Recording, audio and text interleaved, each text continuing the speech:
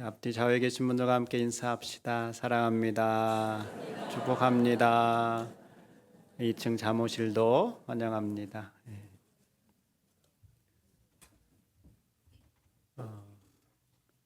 내일이 절기상으로 고구라고 그러더라고요. 고구는 모든 곡식들이 깨어나는 시기를 고구라고 한답니다. 그래서 못자리를 준비한답니다. 모든 곡물이 깨어나는 것처럼 우리도 영적으로 늘 깨어서 믿음의 길을 걸어갈 수 있기를 바랍니다. 길을 걸어가는 두 사람이 있었습니다. 이들은 방금 자신들이 떠나온 곳을 향하여서 다시 되돌아가고 있습니다. 그런데 떠나올 때의 발걸음과 다르게 다시 돌아가는 발걸음이 아주 가볍기만 합니다. 예루살렘에서 엠마오까지가 25리, 약 10km 정도 되는 거리입니다. 그 거리를 다시 돌아가야 하지만 이제 그 거리가 멀게 느껴지지 않습니다. 어서 빨리 예루살렘으로 돌아가서 자기가 아는 사람들을 만나서 자신들에게 일어난 일을 말하고 싶은 마음만 간절할 뿐입니다. 이 두 사람은 예수님을 따랐던 글로바와 또 다른 사람입니다. 예수님을 따랐던 두 제자는 예루살렘에서 일어난 일로 크게 낙심해서 자신들이 거처인 엠마오로 터덜터덜 걸어가는 중이었습니다. 이렇게 엠마오로 내려가는 두 제자의 마음이 어떠했는지를 엠마오 마을로 가는 두 제자라는 찬양에서는 이렇게 묘사해 놨습니다. 엠마오 마을로 가는 두 제자, 절망과 공포에 잠겨 있을 때. 엠마오 마을로 가는 두 제자의 마음이 어떠했는가? 절망과 공포에 잠겨 있었다라는 겁니다. 어째서 그랬을까요? 두 제자의 마음 가운데에는 슬픈 마음이 있었기 때문입니다. 오늘 우리가 함께 읽은 본문 17절에서는 이렇게 말씀합니다. 예수께서 이르시되 너희가 길 가면서 서로 주고받고 하는 이야기가 무엇이냐 하시니 두 사람이 슬픈 빛을 띠고 머물러 서더라. 두 사람이 예루살렘에서 출발해서 엠마오로 내려가는 중이었습니다. 두 제자는 예루살렘에서 일어난 일을 가지고 어떻게 된 일일까 서로 이야기하며 걸어가고 있었습니다. 얼마나 이야기에 깊이 빠졌는지, 예수님이 자기들 곁에 오셨음에도 불구하고 예수님을 알아보지 못하고 그저 한 사람인 줄 알고 함께 동행하며 걷게 되었습니다. 그래서 세 사람이 함께 엠마오를 향하여 걸어가게 되었는데요. 참고로 오늘 본문의 배경이 되는 그림이 우리 교회에도 있습니다. 여러분 식당에 들어가셔서 왼쪽 벽면에 크게 걸려져 있는 그림이 있는데 그 그림이 오늘 본문의 배경으로 한 두 제자와 예수님을 그려놓은 겁니다. 예배 후에 식사하실 때 그 그림을 한 번씩 보시면서 어떠한 마음으로 걸어갔을까 한번 상상해 보시는 것도 유익하리라 생각합니다. 제자들이 예수님을 알아보지 못한 이유는 오늘 17절에 나온 말씀처럼 그들에게 커다란 슬픔이 있었기 때문입니다. 우리도 큰 슬픔을 당하면 누가 누구인지 제대로 알아보지 못할 때가 있습니다. 이 두 제자도 마찬가지였습니다. 이 두 제자의 슬픔은 무엇이었을까? 바로 스승이신 예수님의 죽음이었습니다. 예수님은 두 제자에게 스승이기도 했지만 또 한편으론 가까운 친척이기도 했습니다.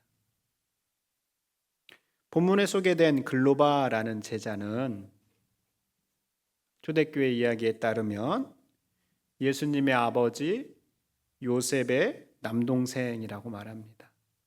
그러니까 예수님과 글로바가 어떤 관계입니까? 삼촌인 거예요. 삼촌과 조카 관계. 그럼 모든 죽음은 슬픔을 동반합니다.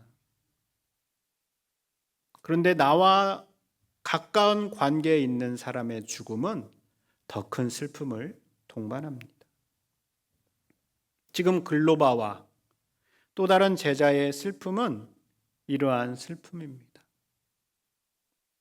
장성한 조카, 많은 사람들에게 인정받던 33살의 젊은 조카가 그냥 죽은 것도 아니고 십자가라는 아주 끔찍한 처형 방법으로 생명을 잃었습니다. 십자가에서 처형을 당한 사람의 가족과 친척들은 선뜻 누군가에게 내가 아는 사람이 십자가에 죽었습니다라고 그 입에 담기도 어려운 상황입니다. 그러니 이 두 제자의 마음이 얼마나 슬픔으로 가득 찼을지 우리가 능히 짐작할 수 있습니다. 또한 두 제자의 마음에는 절망이 있었습니다. 절망은 기대의 반대입니다. 두 제자의 마음에 기대가 가득 찼었는데 이 기대가 어떠했는지를 21절에서 우리가 볼 수 있습니다. 우리는 이 사람이 이스라엘을 속량할 자라고 바랐노라. 이뿐 아니라 이 일이 일어난 지가 사흘째요 라고 말씀하고 있습니다. 우리는 이 사람은 예수님을 가리킵니다. 그 예수님에 대해서 어떻게 생각하고 있었습니까? 이스라엘을 속량할 자라고 바랐노라. 속량하다라는 단어는 구원하다라는 뜻을 가지고 있습니다. 또 바랐노라라는 단어는 믿었다라는 뜻입니다. 그러니까 예수님을 이스라엘을 구원할 자라고 믿었다 이렇게 기대하고 있었던 것이죠. 여기서 이스라엘을 구원할 자다라고 하는 것은 죄에서 구원해 주는 분으로 믿었다라는 그러한 의미가 아닙니다. 실제적으로 정치적으로 로마의 억압에서부터 해방시켜 주는 것을 믿었다라는 거예요. 이들의 믿음이 얼마나 간절하고 대단했었는지를 보여주는 단어가 있는데 바로 바랐노라라는 단어입니다. 바랐노라라는 단어는 이례적으로 끝나는 것이 아니라 계속해서 그 마음을 두고 기대하고 소망하는 것을 나타내는 단어가 바랐노라라는 단어입니다.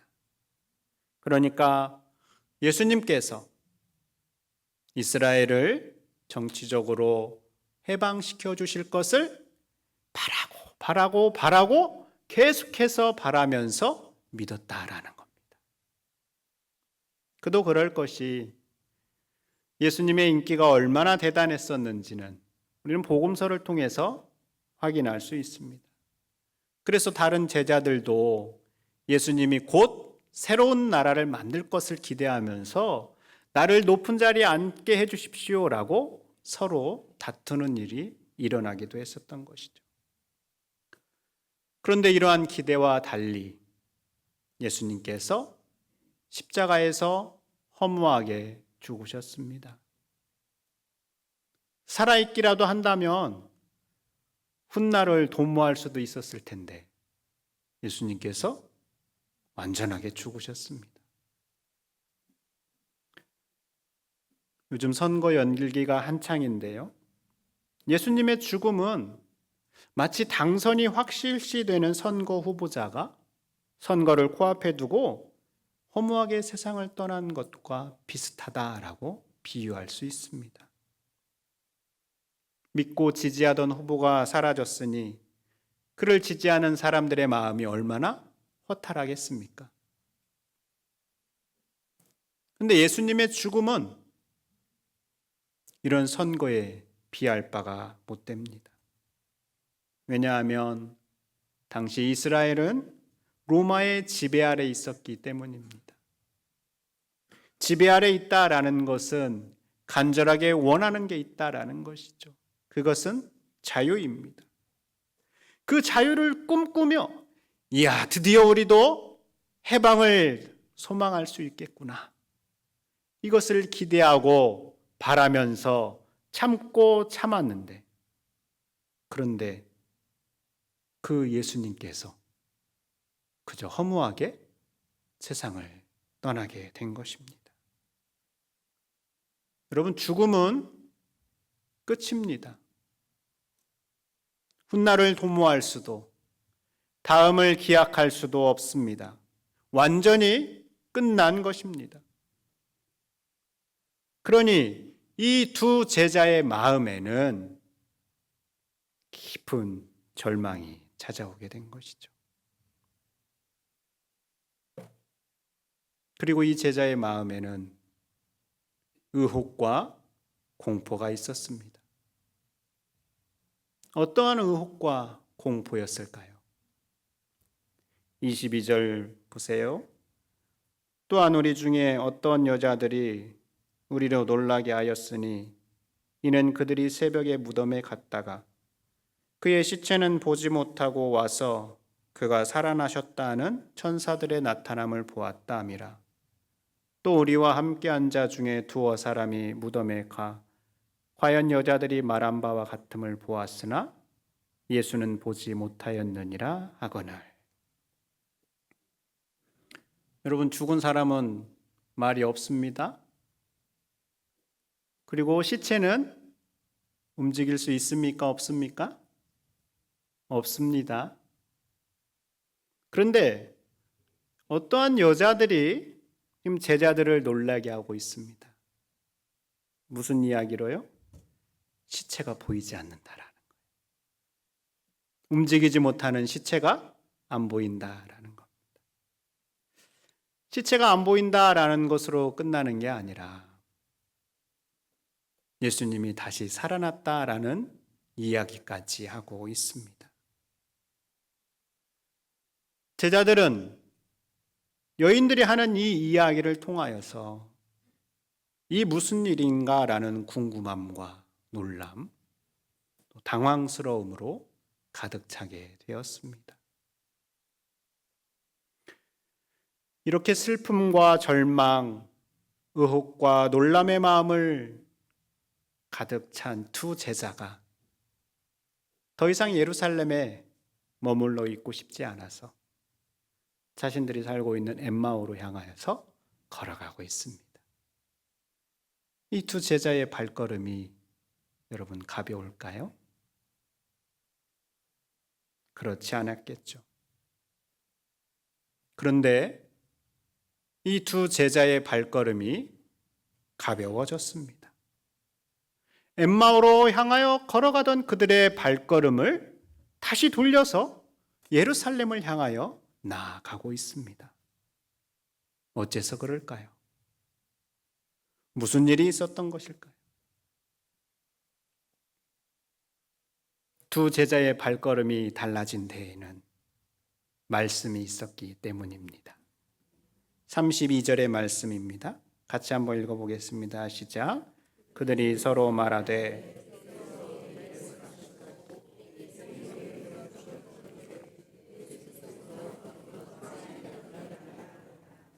아멘. 여러분은 어떠한 일이 있었다고 합니까? 지금 두 제자의 마음이 어떠하다라고 말합니까? 마음이 뜨겁지 아니하더냐. 두 제자의 마음에 뜨거움이 올라오게 되었습니다. 그런데 이 뜨거움이 언제 올라왔습니까?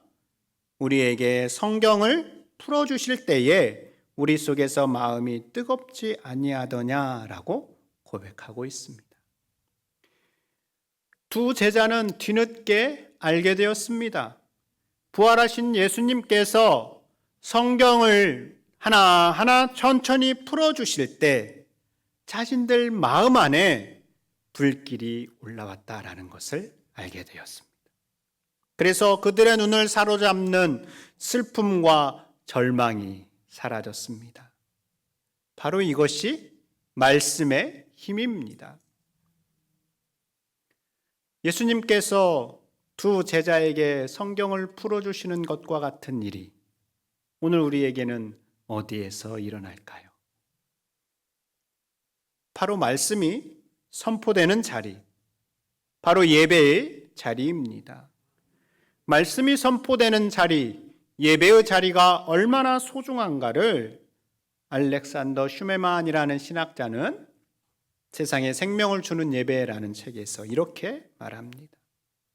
하나님의 말씀은 우리에게 영원히 오시는 부활하신 주님 자신이요 곧 부활의 능력과 기쁨 자체이다. 하나님의 말씀은 우리에게 오시는 부활하신 주님 자신이다라는 겁니다.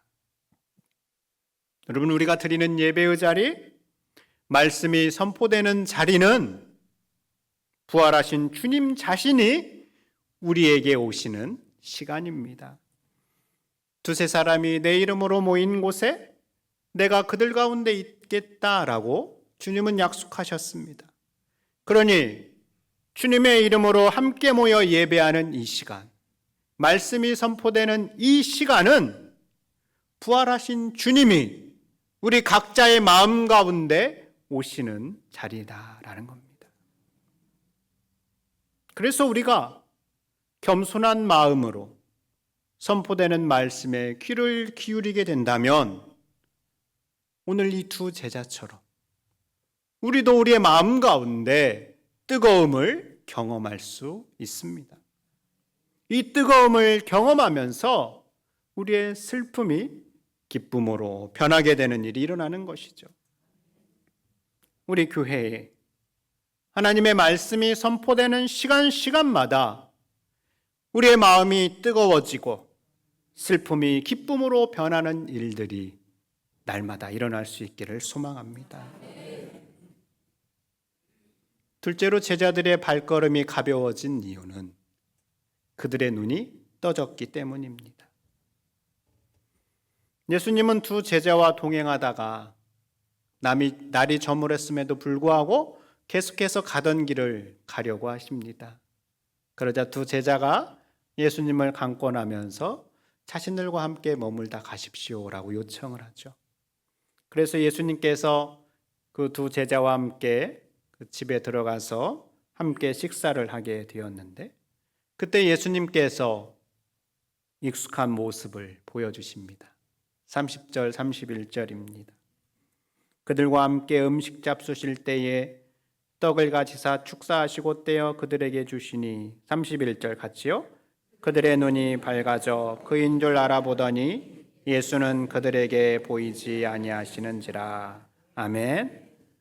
여러분, 이 장면은 어떠한 장면입니까?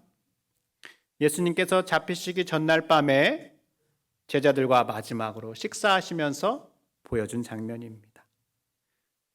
지금 부활하신 예수님께서 마지막 그 장면을 다시 재현하고 있습니다. 떡을 들어 축사하시고 떼어서 제자들에게 나누어 주시는 것이죠.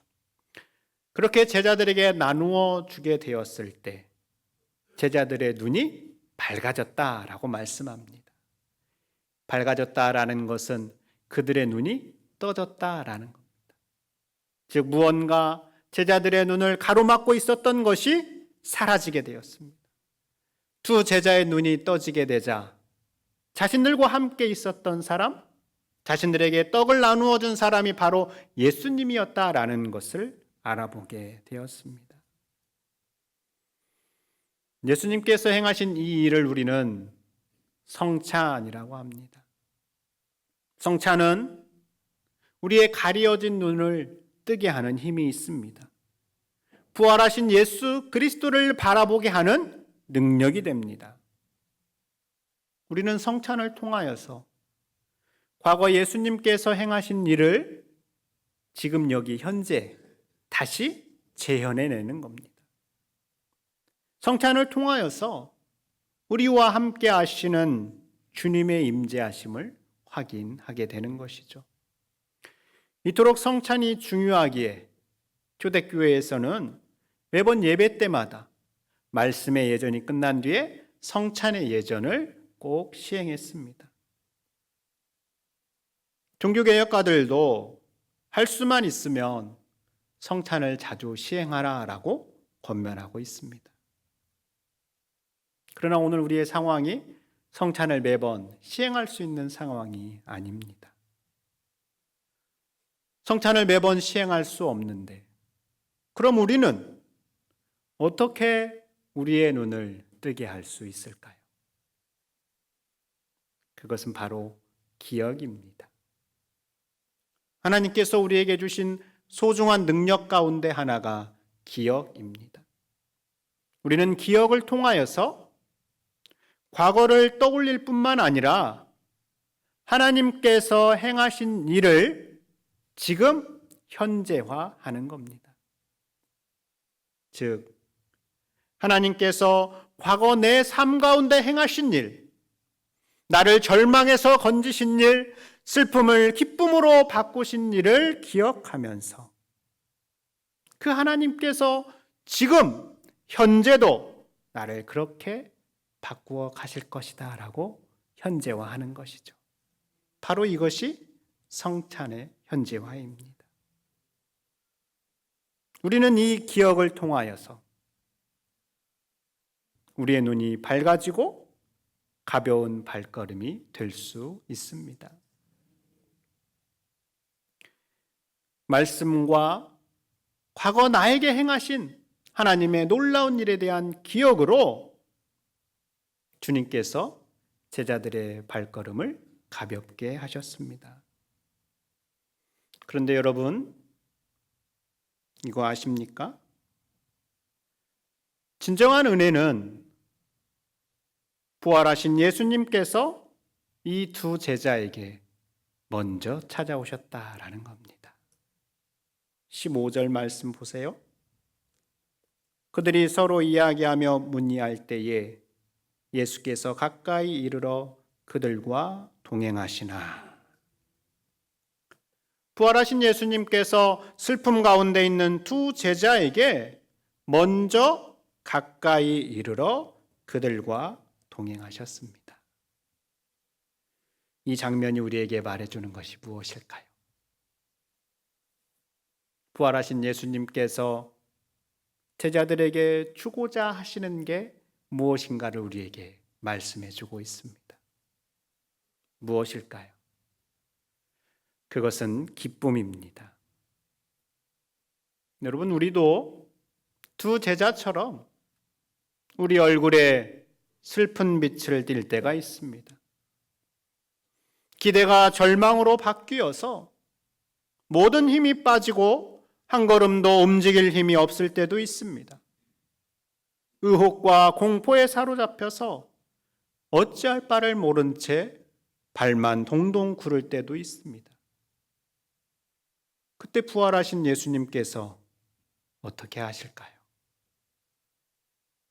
두 제자에게 먼저 다가가셔서 그들과 동행하셔서 그들의 슬픈 마음을 기쁨으로 바꾸어 주신 것처럼 부활하신 주님은 오늘 우리에게도 먼저 다가오시고 우리와 동행하시며 우리의 슬픔과 절망을 기쁨과 소망으로 바꾸어 주십니다. 그래서 앞에서 말씀드린 엠마오 마을로 가는 두 제자라는 찬양은 2절에서 이렇게 고백합니다. 이 세상 사는 길, 엠마오의 길, 끝없는 근심이 앞길 막으나 주 예수 우리에게 나타나시사 새 소망 주심을 믿사옵니다. 여러분, 우리는 모두 엠마오 마을로 가는 두 제자와 같습니다. 그러나 부활하신 예수님은 그 두 제자의 발걸음을 바꾸셨습니다. 엠마오로 향하는 길과 같이 절망과 슬픔, 낙심으로 걸어가는 우리의 발걸음을 부활하신 예수님께서 바꾸어 주실 것입니다.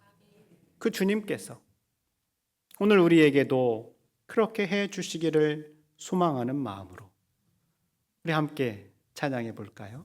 엠마오 마을로 가는 두 제자.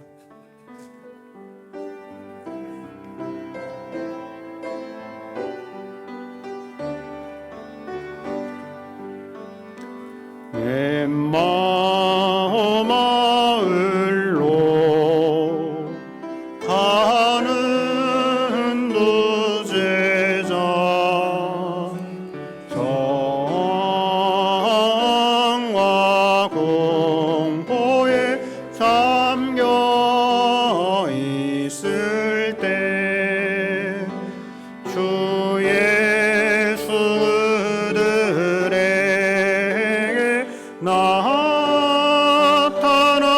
나타나시사 잠대신 소망을 보여주. 이 세상 사는 길, 이 세상 사는 길,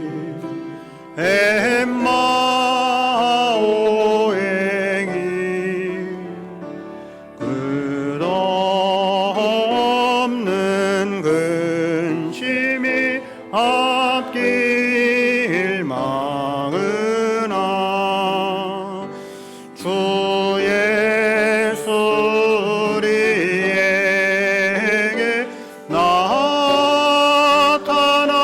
나타나시사 새 소망 주심을 2절 한번 고백 더 보게 합시다. 이 세상 사는 길, 이 세상 사는 길, 엠마오의 길, 끝없는 근심이 앞길 막으나 주 예수 우리에게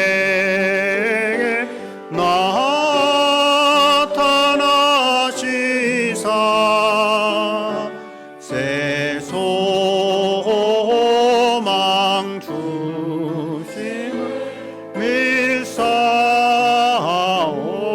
믿사옵니다. 아멘. 성도 여러분, 부활하신 예수님께서 두 제자에게 주고자 하셨던 것은 기쁨이었습니다. 그래서 말씀과 예수님에 대한 기억으로 그들의 무거운 발걸음을 가볍게 해주셨습니다. 두 제자의 발걸음을 가볍게 하신 부활하신 예수님께서 오늘 우리에게도 기쁨을 주시기 위하여 먼저 다가오십니다. 그리고 우리와 동행하십니다. 그래서 말씀과 예수님에 대한 기억으로 우리의 무거운 발걸음, 절망의 발걸음, 낙심의 발걸음을 기쁨의 발걸음, 소망의 발걸음으로 변화시켜 주십니다. 그 주님께서 주시는 기쁨으로 한 주간을 살아내는 우리가 될 수 있기를 바랍니다. 잠시 기도하겠습니다. 우리에게 오시는 예수님, 나의 절망과 근심과 낙심, 슬픔을 변화시켜 주시옵소서. 주님이 주시는 기쁨으로 한 주간을 살아날 수 있게 해주시옵소서. 이러한 마음으로 이 시간 잠시 기도하겠습니다.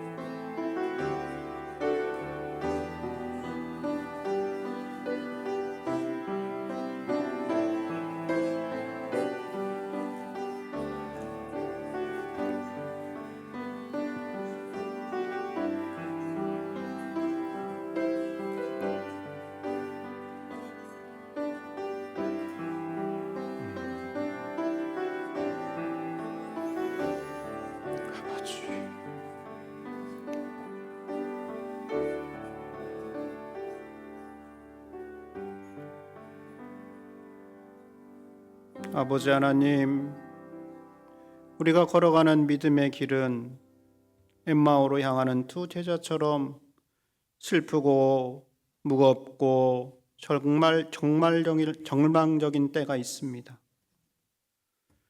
그러나 부활하신 주님께서 제자들의 발걸음을 가볍게 하셨던 것처럼 오늘 우리도 그렇게 해주시기를 원합니다. 그래서 무거운 발걸음이 아닌 가벼운 발걸음으로 한 주간을 살아내게 해 주시옵소서. 예수님 이름으로 기도드립니다. 아멘.